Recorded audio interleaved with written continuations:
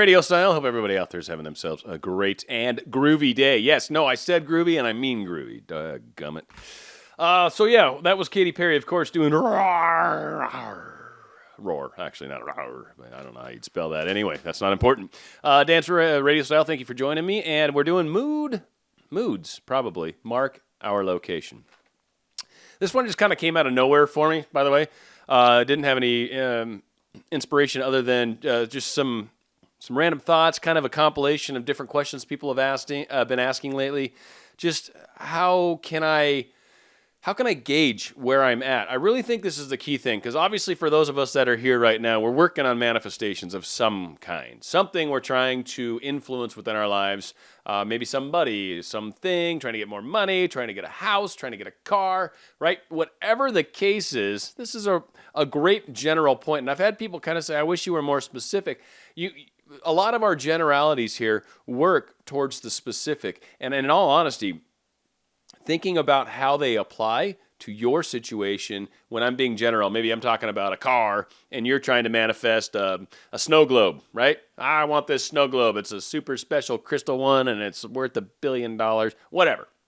Whatever the case is, and you're like, well, he didn't give me any real good snow globe advice. Well, yeah, you're right. And I'm probably never going to. There will never be a time, I can assure you right now, this will be the closest I ever come to talking about snow globes. I say that, though, and watch snow globes come up. It'll either be a good news story or something, only because I've made a point, like I'll never talk about it again. So anyway, we'll see. That'll be funny, actually, for those of you that listen to my show with any regularity. When I finally break that rule, you'll be like, ha, you brought up snow globes again, you little jerk.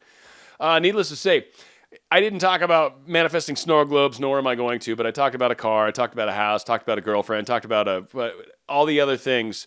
So what is really a good practice, and this is totally an aside from what I'm here to talk about, if you take that knowledge that I'm talking about and then apply it to how does that work with snow globes? What would I try to manifest? How would I manifest from having the snow globe? Like the very act of walking through that mental exercise is actually going to help you manifest your snow globe. Just saying. So again, snow globe, widget, call it what you want. It's still the same thing. We're trying to manifest a thing, something, a person, a thing, whatever, right? So ways to gauge where we're at in this whole process. Sometimes it's like, I feel like I'm doing everything right. I'm doing my exercises in the morning, my manifestation exercises. I'm imagining myself from that location. I'm even speaking about it. I'm putting out, because of course, right, how we manifest, what we think, what we say, what we do, right? Those are the three things that cause manifestation. Now, imagination is a great way to apply the thinking concept. Speaking of it, you can imagine it, and while you're imagining, and I was actually just starting to read this transmission thing, because Agnes and I are actually meeting a week from this Sunday. So we're meeting again, going to be doing another show. And we're going to be talking, we've already got the questions picked out, but if you guys got some side questions, throw them out there. We'll see what happens. But what you're thinking when you're imagining, what you're saying when you're imagining, all these things are a definite part of the whole imagination process, right? So you're going through all these steps, you're doing all this work, and during the day you're trying your best to keep your thoughts downstream and whatnot. But the other aspect that I kind of want you to focus on, and why I did this, right? Because there's a few areas that we really need to keep in check while we're moving through these steps. And I don't talk about it often, but spiritual growth, by the way, is factored into that. When we don't get something, sometimes the very act of going through and accepting, like Agnes and I were talking about, sometimes trying to manifest like a girlfriend, for example, or boyfriend or whatever, to get to that point, like especially if you're a guy, which I know most of my audience is probably more on the feminine side, but whatever. But when you're trying to manifest these things, sometimes like this relationship might require me to have money, right? More money than I currently do, even though I'm making plenty for where I'm at. This relationship might require me to be more patient with children because maybe they've got a child. This relationship, or we might have a child together, right? This relationship may require some evolution in maybe my social skills because of the way this partner's going to be. We're going to end up at a lot of parties, and I'm going to need to be able to, navigate myself through a lot of that stuff. Whatever. Like sometimes things require additional steps. So again, spiritual growth and evolution and change within ourselves internally is also why sometimes things aren't happening yet. So I'll do future shows on that for sure. But in the case of moods are marking where you're at with your whole attitude, with your whole feelings. Feelings are extremely hard to hide from yourself. We can say we feel good. We can act like we feel good. When someone walks up to me and I'm like grumpy and I'm thinking how much I hate whatever, the IRS or something stupid, right? And then they walk up to me and I'm like, hi, with a big stupid fake smile on my face. Hi, how are you? Yeah, exactly. So feelings you can fake to other people, right? I can pretend I'm happy all the time. And I try to be honest with everyone because I'm a real person. Anyas did the same thing. We're real people. And sometimes we get grumpy. Sometimes I stub my toe. Sometimes I wake up in a crap mood. And this is the techniques I use. This is how I tell. So when I'm driving home, for example, and everybody's pissing me off, man. Everybody's like, they're cutting off. This guy's driving too slow. What the hell? Why are you over there? Why do you have your blinker on still? Like, these sorts of scenarios are like, man, what is up with my mood? Why am I so grumpy? And so when we notice ourselves doing this, or someone talks to us and we snap on them, or your kids, right? Your kids just say, hey, mommy, I was wondering if I, blah, blah, blah. You're like, whoa, like, where the frick did that come from? Sometimes we're maybe out of sorts. And it's hard to tell because we're busy, we're staying focused on things, we've got things that are keeping us busy, whatever the case is, it's somewhat redundant, but whatever. So when we catch ourselves doing these things, that's a great indication, kind of pointing to where our mood's at, where our feelings are at, where we're at. And unfortunately, because the way law of attraction and manifesting in general works, what you think, what you say, what you do is the manifestation process. But the feelings behind it is like the pressure of the water hose, right? Like if I just got a trickle, I'm definitely going to water my plant, but it needs a gallon of water, or it needs 4 liters of water. So if it's dribbling out, it's going to take me a long time to get to that amount of water. If I can turn the pressure up and get my moods elevated, well, then I can fill up that thing of water much, much faster. So again, manifestations, these things speed up with the use of our moods, with trying to keep our moods in place. So it kind of amplifies what our manifestation is, or our moods and our feelings. Feelings amplify. I don't know. I think there's somewhat, we're playing semantics here, and I think for the general scope of it, moods, I think, are maybe kind of a representation of what our internal feelings actually are, when a lot of times we all know how to behave around people, where our feelings kind of get pulled back a little bit, or not necessarily exposed, because that's just not what you do in social circles. That's just not the etiquette that we've all been taught to handle being in the herd, right? You got to behave when you're in the herd. When you're alone, that's a different story. So again, your moods are going to mark where your feelings are at. So what I want everybody out there to do is kind of pay attention to your moods. When they get a little jacked up, when they get a little weird, you can meditate, right? You can, what I like to do, and these 2 songs are Roar is just one I just love, by the way. Katy Perry's really cool. But the song I'm going to go out with, which I'll tell you in a second, that song I listen to. That song will bring tears to my eyes when I sing it with all of my, the vein. Yeah, I don't know if you can, the veins on the side of my neck when I really, you can kind of say, I don't know if you can see it, but and that's just sticking out the vein because I'm so passionately into it, and there's tears and there's emotion being distracted. So put on a bitchin' song and lock yourself in a room, crank it, and just belt it out, sing it, dance, whatever you got to do, get yourself into that place. In a lot of cases, it just takes a moment. I've done it on the way to work. I've got the Bluetooth in the car, right? So I can pull it up on my phone and YouTube a song or something, and then bam, throw it through the stereo system and just crank it. Get myself back into that good feeling. So again, meditation's a great way to do it. Kicking a awesome song on the radio or just whatever, great way to do it. Affirmations are a great way to get yourself back into a positive thing. Sometimes even what got us into the negative funk to begin with is maybe we're not seeing our manifestation happen quick enough. We're not seeing the elements of it, if you will, play into our lives. Well, again, focus back. I've said this before in other things. Focus on what you have, not what you don't have. Something I hate talking about, but I've been so depressed in my life. 2 occasions. I was actually suicidal. I didn't talk to anyone about it, and I got through it. So whatever. A lot of people go, that's hard. No, it's just part of who I am. It's part of what I went through to become me. But I'll tell you what, for me, always, it was focusing on what I didn't have. And it would spiral me into this real negative abyss of sorrow and when in reality, even to this day, when I catch myself doing it, it's an issue of turning it back the other way. What do I have? What's actually going right in my life? What's going good? What positives do I have to look at? What friends are there that, like all of us have a lot of good things in our life. The problem is when you're trying to manifest, you're focused on having something. Frankly, let's be honest, you're focused on creating an environment that you don't currently experience. Otherwise, you wouldn't be trying to manifest, right? So this whole act as if you already have it is kind of an illusory kind of crazy thought that is really hard to pull off at first when you don't have something and you want to have something. A lot of it, I've noticed for most beginners is frankly it's money, and it's because I've got bills and I've got things that I can't afford, and I'm trying to manifest like max dollars in the next 10 days.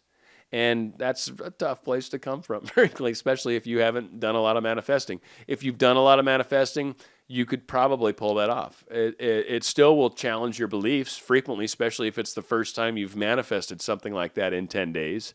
But totally can be done. Totally, I've done it. I know a lot of people that have done that. That could be done. Again, steps. It's really hard to just jump straight into it and nail it all down right on that first go. It is very, very, very difficult to do. It can be done, yes. I'm not trying to be any sort of negative naysayer. It's not that at all. It's an issue of dealing with the way people tend to be. It's not even reality. It's not one of those things. It's an issue of how we are with our thought process, with the way we question ourselves, with the way we hold our self-esteem. There's factors. Again, it goes back to that. There's a healing aspect to ourselves that does come to play when we start manifesting. These things all matter. They all factor in.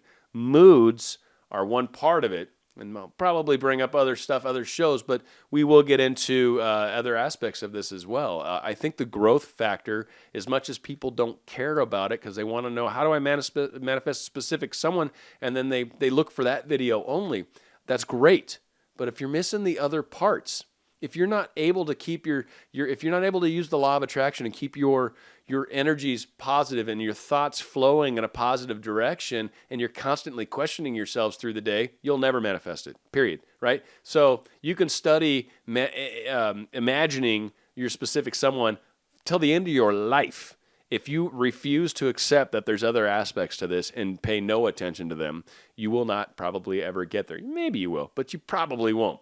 You need to pay, and if you're doing just law of attraction, which I was studying for a long time, and it's a large degree, I've always been very successful at manifesting, but when it came to me really taking control and trying to manifest specific things from the soul law of attraction standpoint, it's difficult as well because it's missing some key ingredients. I can keep myself thinking things all day long, and I can talk about stuff all day long. I've got this coming. I've got this. This is coming. This is coming. This is coming. But again, your brain's like, no, it's not.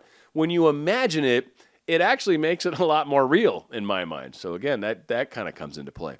When we're going through all these motions and we're starting to realize that we've got dislike for people with money, or every time we see someone driving a Mercedes, we flip them off because we hate people like that. Like, that's where you start getting into the, wow, I've got to clean up things about me, right? Like I've got to figure out why I've got this sort of hatred towards money. I need to heal that because I'll never attract money if I have a problem with people that have money. If I get jealous every time I see somebody with money, you've got money issues you need to work through, period, right? You'll never get money until you finally work through those issues. It's just the way it plays out, people. So yeah, imagining's how you create. Law of attraction kind of gets you through the day. Never fixing your problems, not going to get there. And the fourth one, and it's not really the fourth, it's kind of more, it's more how do you gauge where you're at with it? Law of attraction, I think, is good, but sometimes you're not paying attention to your thoughts, so you miss it. How your moods. When you're getting all snappy on people that did nothing to you, pay attention to that. You've probably got something going on, something at work that's jacked your feeling. And it could be a learning thing, so it could tie into that development piece. But whatever the case is, it might just be the fact that maybe your husband pissed you off that morning, or maybe your boss pissed you off, or maybe who knows, maybe someone stepped on your toe and they didn't turn around and apologize and they're rude. It just, I don't know, just set you off, or you woke up on the wrong side of the bed. Whatever. Sometimes stuff happens, man. I get in bad moods sometimes. I have days sometimes where I need to crawl into myself a little bit and just F everybody else and just let me deal with myself. Let me just get through this day. And for people that know me really well, or know me decently anyway, I'm generally always positive and happy and trying to make everyone else groovy. When I get into those moods, oh my God, it freaks them out. They're just like, they don't know how to deal with it because I do. I crawl into myself and I don't care about anybody else at that moment. It's all about me because I need to get through this. I need to figure it out. So again, all these things come into play. Law of attraction, Goddard manifesting imaginary work, paying attention to what your moods are saying, and then also there's so many different spiritual people out there that talk about developing ourselves. I mean, some of my favorite authors, and you've probably got a whole slew of them. Marianne Williamson was one that pops into mind. She played a huge part. Return to Love, I think, was the book. It was an amazing thing. Richard Bach was someone that played a key role in my life. Neil Donald Walsh played a key role. Dan Millman played a key role. All these things really set up chances for me. Oh, James Redfield, another good one. God, I loved his books. Loves his books. All of these played a huge part in me being able to evolve spiritually. So the direction I came from manifestation was more from the spiritual, getting my chakras aligned, getting all that was my whole thing for the last, 30 plus years, was really developing that.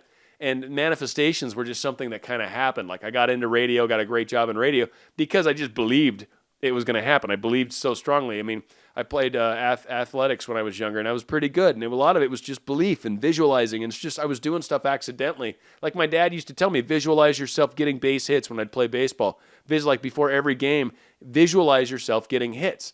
I didn't know. He didn't know that I was doing the imaginal technique. It was just visualizing something, and dadgummit, it worked. So I learned these cool little things along the way, and it was only after I got through a lot of that and I entered the workforce and really okay, taking this spiritual stuff to the man, and I'm going to change everything from the inside out, which is truly what I do. But it was then that I started studying all this manifestation stuff, and it was like, oh, that's kind of what I've been doing all along. So again, my direction's kind of different from a lot of people's.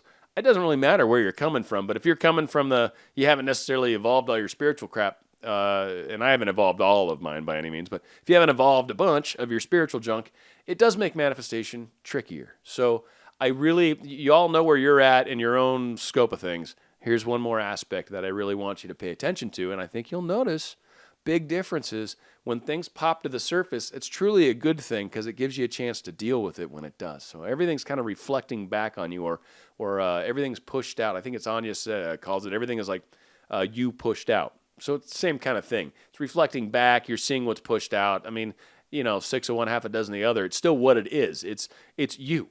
It's you, and this is what you're perceiving because of where you're at. It's a beautiful thing, but it's also, well, I don't want to get into that. It's another day.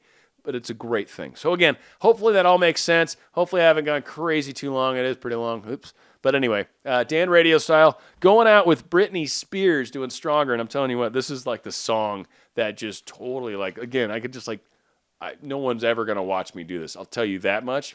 But this one gets me. It's